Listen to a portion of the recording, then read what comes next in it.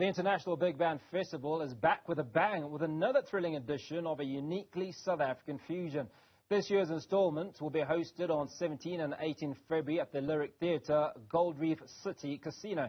I'm now joined by Oupa Salemane, CEO, the Jazz Foundation, and two members of the Ladysmith Black Mambazo, Sibongiseni Shabalala and Albert Mazibuko. Gentlemen, very good afternoon. Thank you so much for joining us on the show today. I'll start with you, Tate Salemane. Talk to us about this year's edition. What can we expect?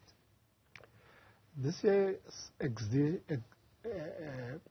edition is as exciting as the past editions.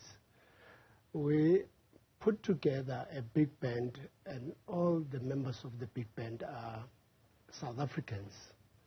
This time around, we've got amongst the band some of the seasoned musicians such as Marcus Wyatt, Bez Roberts, Victor Masondo, who's conducting the big band, Spelele Mazibuko, Tunzi Mvubu. And the band is headlined by two artists sitting with us today, the 5-time Grammy Award winners, Ladysmith Mambazo, and also the Summer and Standard Bank Young Jazz Artist Award recipient, Bokani Dayat. So it is going to be a thrill and a very exciting, as we've done in the past. This is the first time also, Hugo, that Ladysmith Mambazo has ever performed with a big band. You know, they have done many performances all over the world, but not with a big band, and especially with a twist of jazz in it. So this is going to be a very exciting. They hosted us last night. It was fire on stage, and I expect more fire today. Tate Mazibuko, very calm in the studio, but obviously fire on stage. Talk to us about how you're feeling about this event and what the fans can look forward to. This event is one of the most important events for Ladysmith Black Mambazo. I think it's a great way of starting a year and getting some blessings before we go on tour overseas. So we are very happy to be a part of this event, and also to sing with the band, not just a band, a big band. So it's wonderful for us, and then because it's one of those dream of Joseph Shabalala, he was talking about that. Let's make our music good, and in that case we'll be able to perform with anyone and then make a beautiful noise that he used to say that is going to bless the people all around the world. Sibongiseni, coming to you, now you're a member of the iconic Ladysmith, obviously working now in this big band with other artists.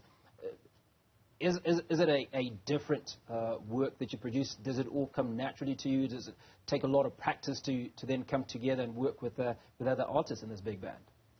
It took practice, but it's been fun. They made it easy for us because we are singing the songs that we sing, all Mambazo songs, and then the big band just went and practiced the songs, and they write the scores for everybody. So we're just singing the songs as usual, but now we have this beautiful noise that's coming behind us, and it's great. Tate Salemane, one of the things that we must always talk about is the younger musicians. And clearly, in Ladysmith, it's clear, you know, when I look at Tate Mazibuko and Sibongiseni, that there is that mix of maturity and experience and youth. Is this part of the big band? Is it something that we can expect? Are we seeing a lot of younger musicians being a part of the big band? Certainly, the Jazz Foundation it's a entity registered as a non-profit entity, and unlike many promotion organizations, our events and concepts that we develop are specifically earmarked for the young upcoming men and women.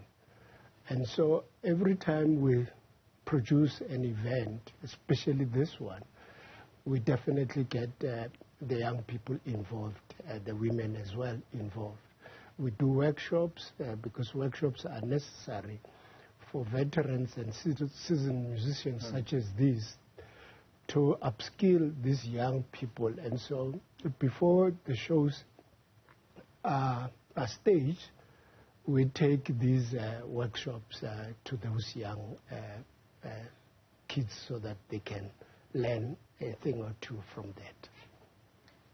Now, for the longest time, I always used to think that jazz was, jazz, your rhythm and blues was for the elderly. But I seem to get the impression that there are a lot of younger artists that are coming into this sort of genre.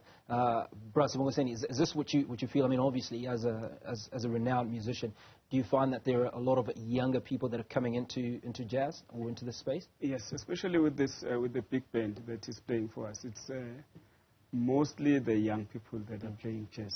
It's very interesting. And I remember my father used to say, I love jazz, and he would imitate some jazz singers. And I would thought it's only for old people. But yeah, no, there's young people that have learned and they are playing very well. Yes, Hugo. Jazz has, in the past, created those perceptions, especially during apartheid. Jazz was seen as music for the elderly. Jazz was seen as music for black people only. And those perceptions over the years, because of the work that the Jazz Foundation has been doing, has been done away with. Jazz today, if you go to many tertiary institutions, the people who are coming out of there, it's mostly young people.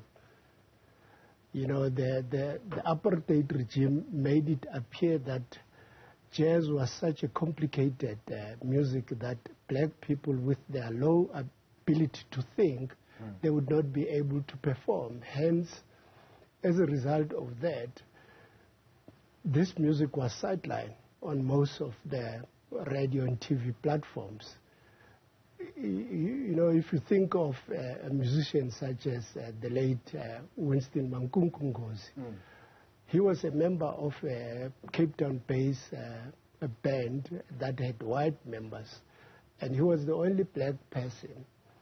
And every time they go to perform, he would not be on stage, but behind the curtains, and his name would be read only as Winston. And that's what apartheid had done to many of us. As a result of that, today this jazz music that we know it as jazz in South Africa, as Mpaqanga, as Marabi and Iskatamia, has been suppressed, and our young people do not know this music. But they know anything Eurocentric, they know anything American. And so it is necessary that many organizations such as ours come into play and into existence so that they drive the agenda of education of our young people on our music. That's actually a beautiful history lesson that you've just given us there. Tata Albert, I must ask, what is that conversation like when you engage with some of these younger musicians? What are they asking you? What do they want to know? Because I mean, you carry a wealth of experience. Oh, the most they ask that how we did it, how we succeed, what was the difficulties. And then so we are able to take them through that because we have been there. And also what it's exciting about this is that if you see the young artists in South Africa, they are so dedicated to do the jazz music. So first of all, you know, jazz people, they are very respected and they are very calm. People that when you have their gig, you don't need the police around. It's like Iskatamia music. Interesting that. Iskatamia music, you can have about 50 groups. One group may have some 20 people, but you cannot see even one police because those are the people who are disciplined. So that is very exciting that if you see the young musician, they engage in jazz music. And also they are dedicating themselves to go to school and learn the music.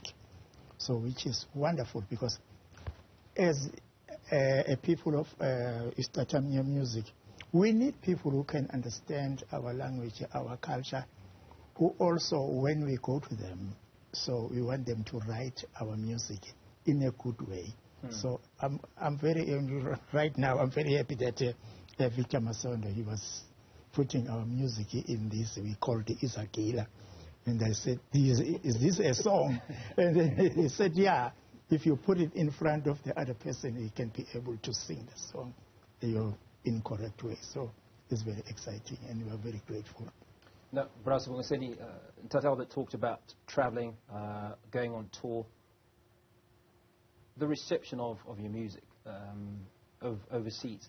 Now, many of the individuals that would attend the concerts don't actually understand what you are singing. But what is it about your music, do you think, that attracts multiracial, multinational audiences from across the globe? It's very interesting, because when we perform overseas, we'll get people sitting down, and sometimes it's a full hall with maybe 2,000 people, but it's like quiet. And we sing, and then at the end they clap hands, and then we get the standing ovation. And when you talk to them afterwards, they'll tell you there's something about the music that just touches your soul, makes you calm. You know, they tell you all these kind of things, and we are just very happy, because that was my father's wish, dream, to be able to take this music to the world, to talk to the people, to promote our South African music, indigenous music. So when we go out on tour overseas, it's different when we're playing at home. Like when we were playing yesterday at the Lyric Theatre, people, you start a song, they start singing with you already.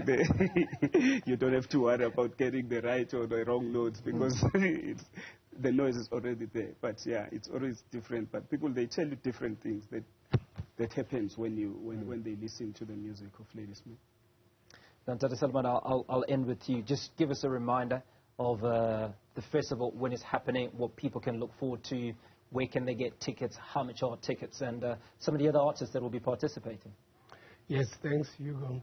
We are grateful that this event has been put together courtesy of our sponsors, the National Lotteries Commission, the National Arts Council of South Africa, Presidential Employment Stimulus Package, and the Department of Sports, Arts and Culture. Like yesterday, we had two acts performing with the big band, Bokani Daya and Ladysmith Mambazo. Tonight, it's the same setup. As I'd mentioned, the artists who are in the big band are some of the well-known artists that have on their own produced great music. Tickets are available at CompuTicket and ShopRite Checkers for only 350 Rand. So please go by and come watch the fire taking place on stage. The show starts tonight at 7 o'clock, and we should be done by 10 p.m. Okay.